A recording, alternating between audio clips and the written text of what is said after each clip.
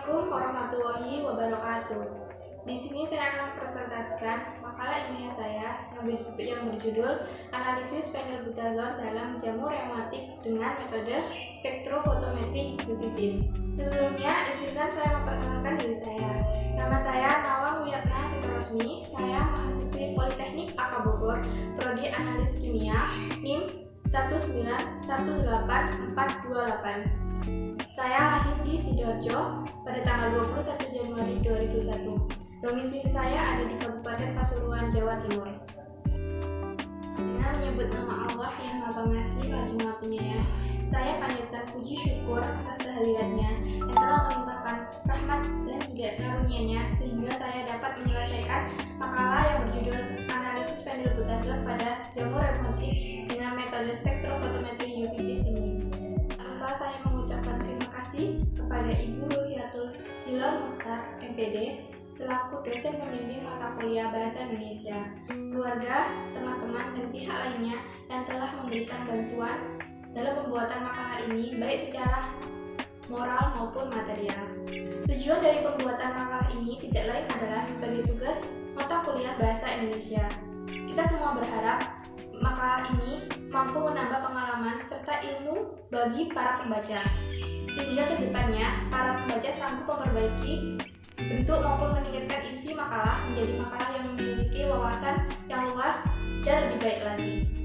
Karena keterbatasan ilmu maupun pengalaman saya percaya tetap banyak kekurangan dalam makalah ini. Oleh karena itu, saya sangat berharap saran dan kritik yang membangun dari pembaca demi kesempurnaan makalah ini. Selanjutnya, saya akan menampilkan daftar isi dari makalah yang akan saya jelaskan pada presentasi kali ini. Berikut.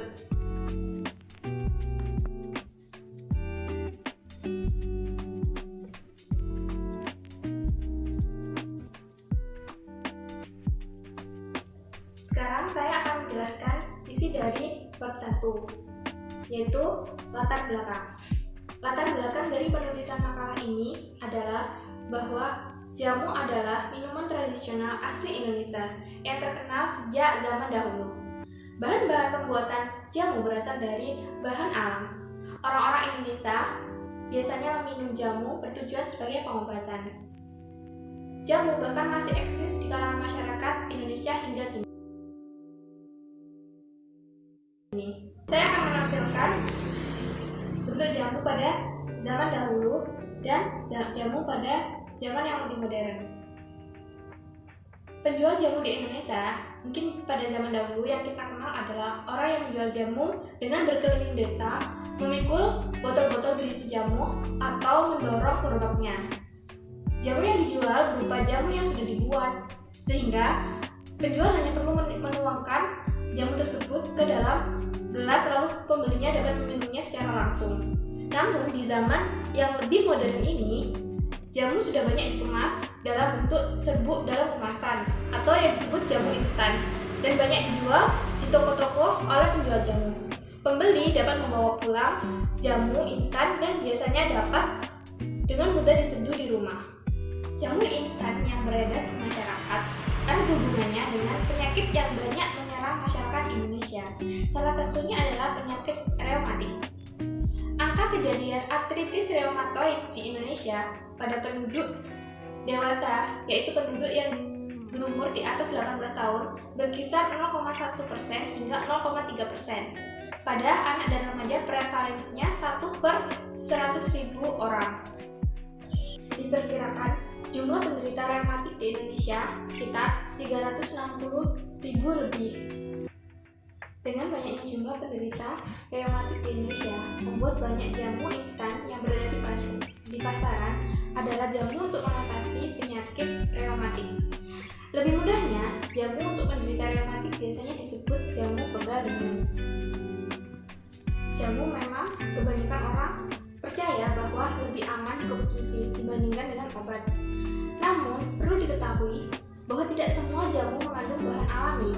Terdapat dua jenis jamu, yaitu yang disebut dengan obat tradisional atau singkatannya adalah OT, dan ada jamu yang bahan pembuatannya ditambahkan dengan bahan kimia obat atau disebut dengan BKO, sehingga jamu yang mengandung bahan kimia obat itu disebut OTBKO. Beberapa produk jamu yang sering ditemui di masyarakat nyatanya banyak yang mengandung BKO, antara lain adalah jamu reumatik yang mengandung phenylbutazone.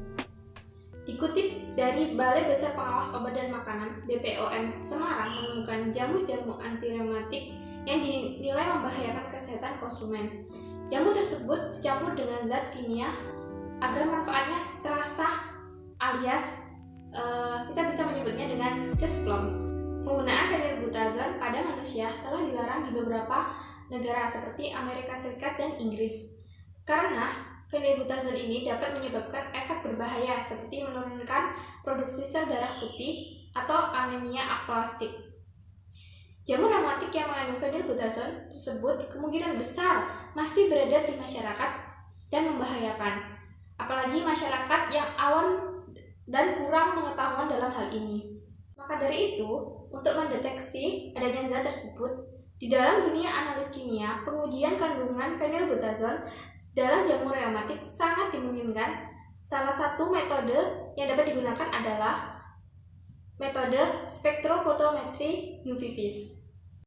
Setelah saya menjelaskan mengenai latar belakangnya, selanjutnya akan timbul suatu masalah dari fakta-fakta yang saya sebutkan tadi, yaitu dapat dipaparkan dalam bab rumusan masalah.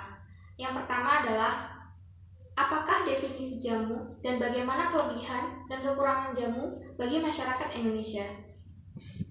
Yang kedua, apakah definisi reumatik dan bagaimana gejala, jenis, penyebab, dan cara mengobati reumatik?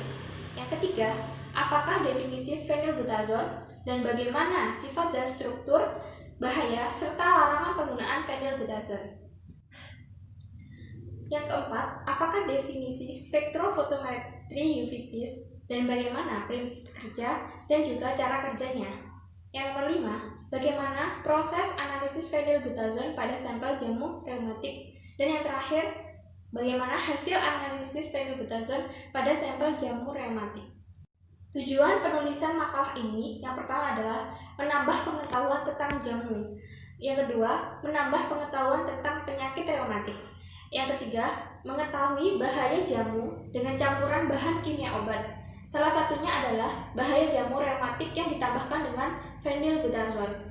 Yang keempat, yaitu mengetahui proses analisis kandungan phenylbutazone dengan metode spektrofotometri UV vis. Manfaat dari penulisan makalah ini yaitu hasil dari penulisan makalah ini dapat dijadikan sebagai landasan pengembangan dan sumber referensi serta memberikan sumbangan pemikiran dalam memperkaya wawasan, tentunya tentang analisis phenylbutazone pada jamu reumatik dengan metode spektrofotometri UV vis dalam penerapan ilmu analisis kimia. Selanjutnya, manfaat bagi masyarakat.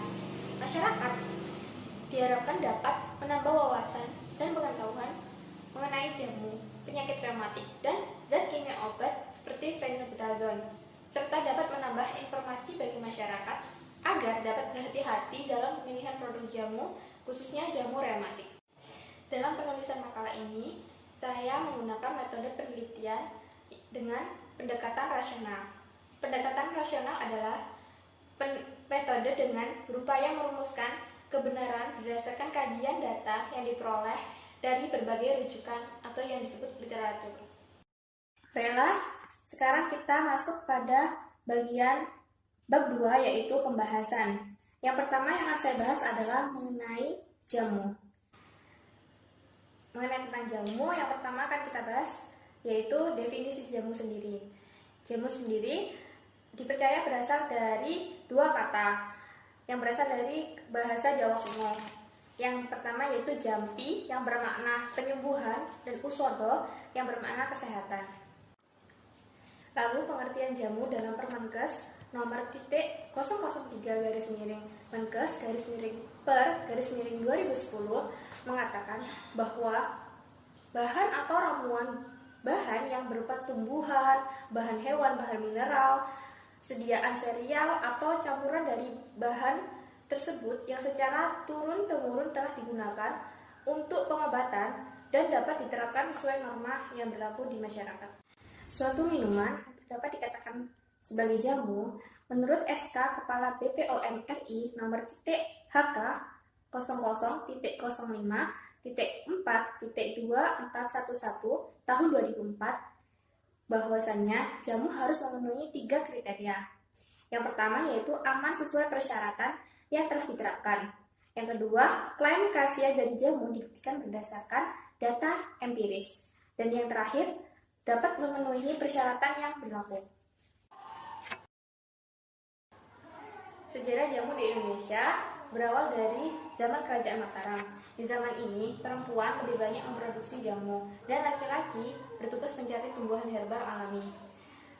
Bukti adanya perkembangan jamu pada zaman ini yaitu temuan artefak cobek dan ulekan, alat-alat membuat jamu, dan pada relief Karmawi Pangga di Candi Borobudur.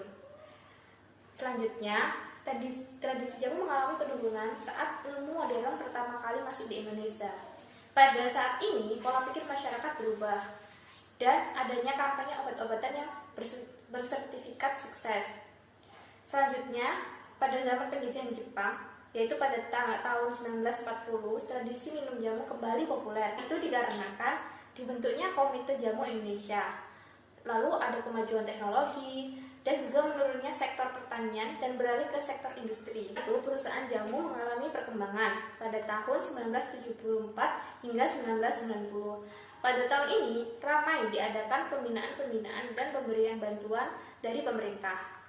Nah, pada zaman ini jamu sudah dalam bentuk instan. Hal itu dikarenakan karena banyak pengajaran pembuatan jamu yang sudah jarang dilakukan.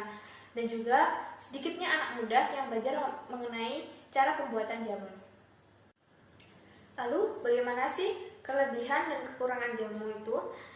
Kelebihannya adalah jamu memiliki efek samping yang relatif kecil bila digunakan secara benar dan tepat.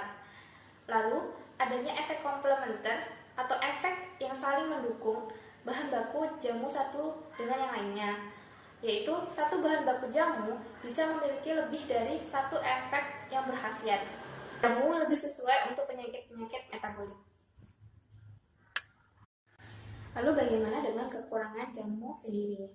Nah, jamu karena memiliki efek samping yang lebih kecil, namun membuat jamu tersebut efek yang lemah dan lambat pada reaksinya karena rendahnya kadar senyawa aktif pada jamu tersebut.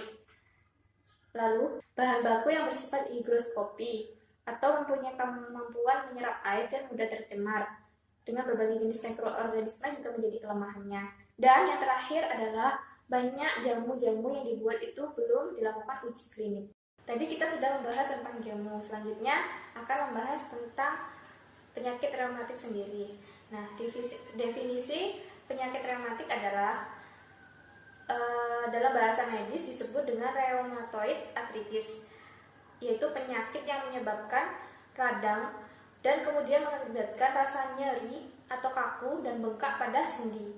Penyakit ini disebabkan oleh gangguan autoimun. Lalu gejala penyakit reumatik adalah gejala yang paling khas dari penyakit ini yaitu nyeri sendi dan kekakuan sendi yang biasanya memburuk di pagi hari setelah bangun tidur atau pada saat duduk yang terlalu lama.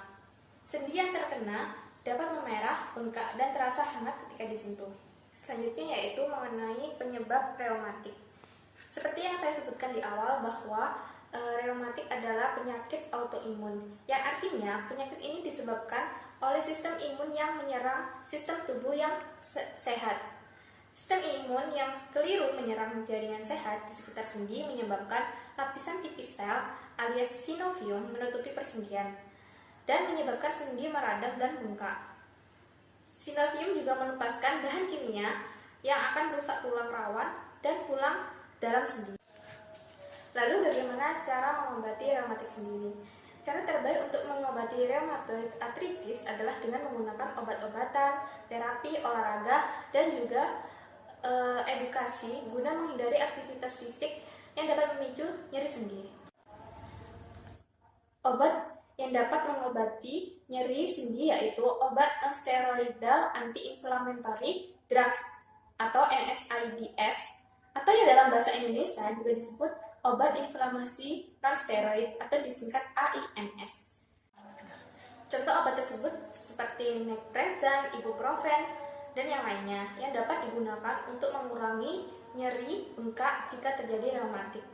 Apabila reumatik ini sudah parah, para dokter biasanya mengambil tindakan yaitu total joint replacement, tendon repair, atau fusi sendi.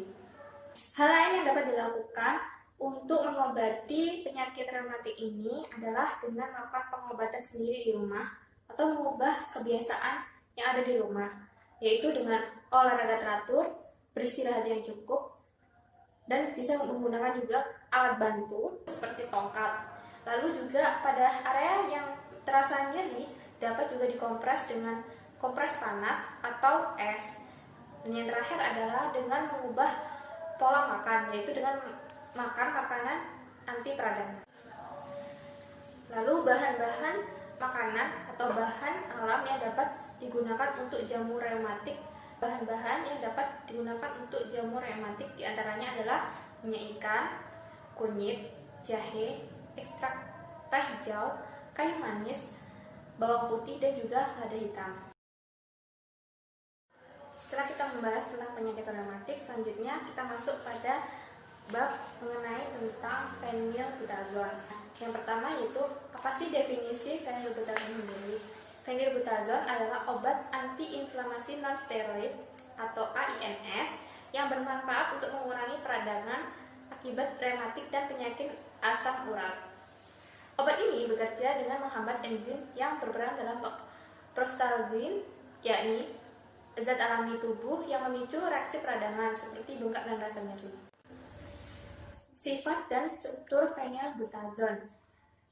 Phenylbutazone sendiri merupakan turunan pirazolon dengan rumus C19H20N2O2 dengan nama kimia 4-butil 1,2-diphenylpirazolidin 3,5-dion, yaitu zat atau senyawa yang berupa serbuk putih sifat larut dalam air tetapi larut dalam etanol dan memiliki titik lebur 104 hingga 107 derajat Celcius. Lalu, bagaimana dengan dosis penggunaan phenylbutazone sendiri? Dosis maksimum yang ditentukan untuk phenylbutazone dalam sekali minum yaitu hanya 200 mg. Penggunaan phenylbutazone yang banyak akan mengakibatkan efek negatif yang berakibat fatal, seperti anemia aplastik, agranulositosis, dan pendarahan pada lambung. Dari bahaya tersebut, maka phenylbutazone ini sudah dilarang penggunaannya. Phenylbutazone atau butazolidin tidak lagi tersedia di Amerika Serikat. Lalu bagaimana di Indonesia? Sesuai dengan peraturan perundang-undangan yang berlaku, obat tradisional dilarang menggunakan 1. Bahan kimia hasil isolasi atau sintetik berkhasiat obat. 2. Narkotika atau psikotropika. 3. Hewan atau tumbuhan yang dilindungi. Maka dari itu, salah satu bahan kimia obat yang telah dilarang oleh Badan Pengawas Obat dan Makanan adalah phenylbutazone yang sering ditemukan dalam jamu pegalino atau reumatik. Lalu, dengan adanya phenylbutazone tersebut dalam jamu reumatik, maka salah satu cara untuk menganalisis zat tersebut dengan menggunakan metode spektrofotometri UV vis. Dalam bab ini saya akan membahas tentang spektrofotometri UV vis. Definisi spektrofotometri UV vis yaitu suatu metode analisa yang didasarkan pada pengukuran serapan sinar, yaitu berupa sinar monokromatis oleh suatu lajur larutan berwarna pada panjang gelombang spesifik. Nah, dengan menggunakan monokromator prisma atau kisi difraksi dengan deteksi fototube. Prinsip kerja dari alat spektrofotometri UV vis ini yaitu dengan adanya interaksi antara materi dengan cahaya yang memiliki panjang gelombang tertentu. Nah, prinsip kerja ini berdasarkan hukum Lambert-Beer, yaitu bila cahaya monokromatik melalui suatu media atau larutan, maka sebagian cahaya tersebut akan diserap, sebagian lagi akan dipantulkan, dan sebagian lainnya akan dipancarkan. Seperti yang akan ditampilkan pada gambar rumusnya. Baiklah, ini dia gambar skema cara kerja alat spektrofotometri UV. Nah, cara kerja dari alat ini yaitu pada saat sampel dimasukkan ke dalam alat tersebut, cahaya dari monokromator diarahkan terpisah melalui sampel dengan sebuah cermin berotasi. Detektor menerima cahaya dari sampel secara bergantian dan secara berulang-ulang. Sinyal listrik dari detektor diproses, diubah ke digital, dan dilihat hasilnya. Selanjutnya, perhitungan dilakukan dengan komputer yang sudah terprogram. Proses analisis fenilbutazon. Nah, sebelumnya, apa sih yang perlu dipersiapkan untuk memulai analisis fenilbutazon pada jamu reumatik? Berikut adalah alat, bahan, serta sampel yang digunakan. Lalu, bagaimana cara kerja dari proses analisis fenilbutazon pada jamu reumatik ini dapat digambarkan pada skema cara kerja yang saya tampilkan ini. Dalam skema tersebut dapat dilihat bahwa analisa fenilbutazon ini menggunakan dua cara. Cara yang pertama yaitu untuk mengetahui hasil kualitatif dari sampel jamu yang dianalisis, apakah positif atau negatif mengandung fenilbutazon, yaitu dengan metode KLT atau kromatografi lapis tipis. Setelah dinyatakan positif, dilakukan uji lanjutan, yaitu dengan metode spektrofotometri UV. Perlu diketahui juga bahwa dengan menggunakan metode spektrofotometri UV ini, fenilbutazon dapat dianalisa dengan mendapatkan data yang kuantitatif, yaitu mengenai kadar yang ada dalam sampel jamu reumatik tersebut. Terakhir adalah mengenai bagaimana hasil analisa dengan metode yang sudah digunakan. Dapat dilihat dari gambar yang saya tampilkan, hasil analisa tersebut dapat dikatakan bahwa sampel B, C, dan D telah positif mengandung fenilbutazon. Mengapa sampel ini dapat dikatakan positif? Nah, untuk dikatakan positif fenilbutazon dengan KLT tersebut yang seharusnya yaitu dalam rentang 0,2 sampai dengan 0,8, dan sampel-sampel B, C, dan juga D sudah dalam rentang RF tersebut. Pada gambar tabel yang saya tampilkan, dapat kita lihat bahwa hasil analisis kuantitatif fenilbutazon secara spektrofotometri UV, sampel B, C, dan D memiliki kadar yang cukup tinggi, yaitu pada sampel B, kadar tiap sekali minum yaitu 33,35 mg, sampel C 475,23 mg, sampel D 507,50 mg. Hal tersebut telah menandakan bahwa untuk sampel C dan D telah melebihi dosis maksimum yang telah ditentukan. Jamu tersebut sangat berbahaya untuk dikonsumsi, mengingat jamu adalah bahan alam yang dikonsumsi secara rutin tanpa pengawasan dari tenaga medis. Jika di dalam jamu tersebut mengandung bahan kimia obat yang berbahaya dan dikonsumsi secara rutin, maka dapat merusak organ tubuh manusia. Serta efek samping dari penggunaan fenilbutazon yang berlebihan, yaitu akan mengakibatkan efek negatif yang berakibat fatal, seperti anemia aplastik, granulositosis, dan perdarahan lambung. Selanjutnya, yang terakhir adalah pada bab 3, yaitu penutup. Di bagian penutup ini terdapat bagian kesimpulan dan juga saran. Dalam bab 3 ini terdapat kesimpulan dari penjelasan pada presentasi saya pada hari ini. Yang pertama adalah jamu adalah minuman tradisional asli Indonesia yang berasal dari bahan alam dan berkhasiat. Maka dari itu, budaya meminum jamu di Indonesia harus tetap dilestarikan. Yang kedua, masyarakat Indonesia banyak yang mengidap penyakit reumatik. Pengobatan penyakit reumatik dapat dilakukan dengan mengonsumsi bahan alami. Salah satu yang dapat membantu mengobati penyakit reumatik adalah dengan meminum jamu reumatik. Jamu reumatik yang banyak berada di pasaran adalah jamu instan. Ketiga, dalam mengonsumsi jamu instan harus memperhatikan kandungannya dan mewaspadai bahwa jamu dengan bahan kimia obat berbahaya bagi kesehatan, seperti jamu yang mengandung fenilbutazon. Yang keempat, mengonsumsi jamu reumatik yang mengandung phenylbutazone dengan kadar yang tinggi dan dalam jangka panjang akan sangat membahayakan kesehatan dengan menyebabkan beberapa penyakit seperti anemia aplastik, agranulositosis, dan pendarahan lambung. Yang kelima, analisis phenylbutazone dengan metode kromatografi lapis tipis atau KLP untuk analisis kualitatif dan metode spektrofotometri UV-Vis untuk analisis kuantitatif dapat membantu mengetahui kadar phenylbutazone dalam jamu reumatik secara efektif. Selanjutnya yaitu saran.